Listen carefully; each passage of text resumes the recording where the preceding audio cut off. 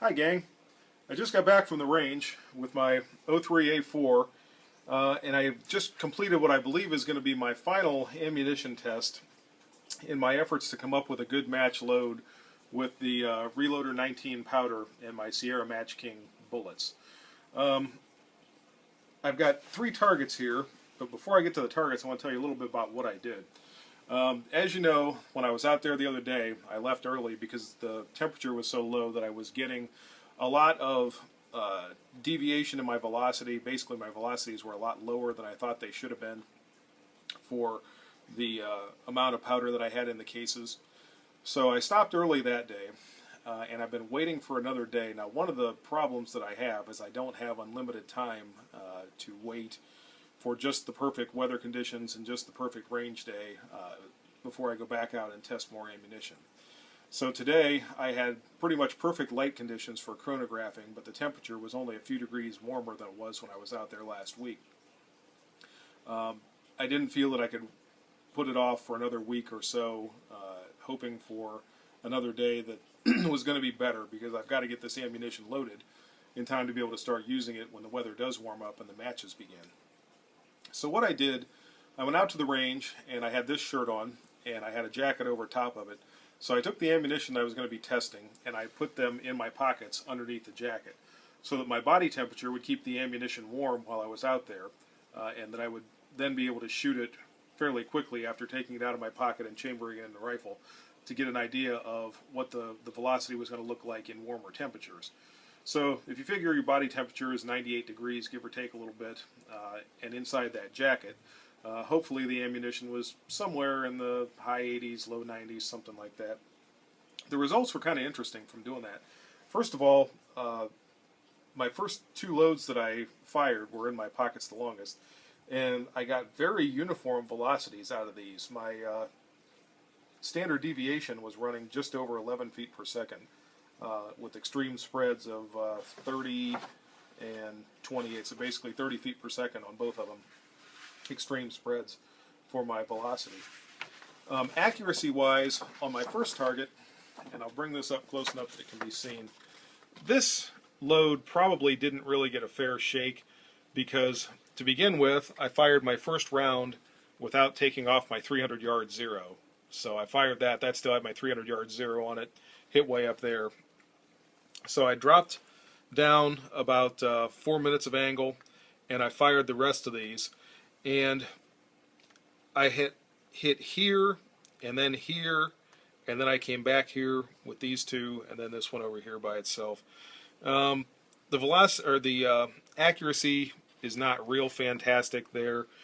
It would have probably been better if I would have gotten situated a little bit more. I don't think I was quite ready to start shooting with these. I just wasn't settled in behind the rifle and probably should have taken a little bit more time preparing before I started to shoot. But again, my velocities were very uniform. Now, if you recall, when I left the range the other day, the last load that I fired was 55.2 grains of Reloader 19, and my velocity was something like 2,450 feet per second. This, after sitting in my pocket and staying warm, was the average velocity just over 2,600 feet per second. So almost 150 feet per second difference just from being warm and not out there in that extreme cold weather and cold wind that was blowing. There was no wind today, so I didn't really have a wind chill to deal with. Again, extreme spread was about 30 feet per second. My high velocity was 2,621 feet per second, and low was 2,590 for my 55.7 grains of Reloader 19.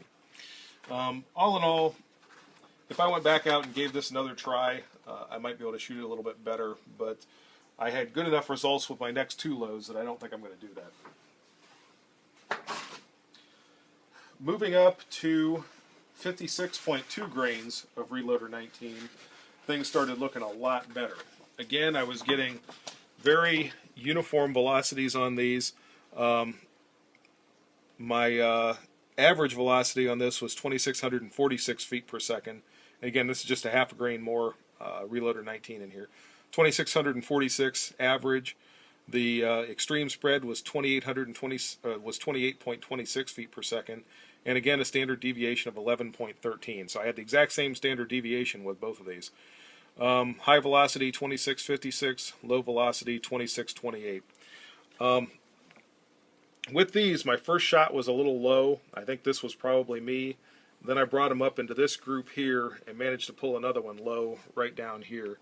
Both of those broke the line, so that is actually a out of 6 shots, a 60 with looks like 2 X's. Not bad. And I figured when I shot this that this would end up being the best load of the day until I shot the next one. This one is 56.7 grains of Reloader 19, and with this one, my standard deviation and my extreme spread started to open up a little bit.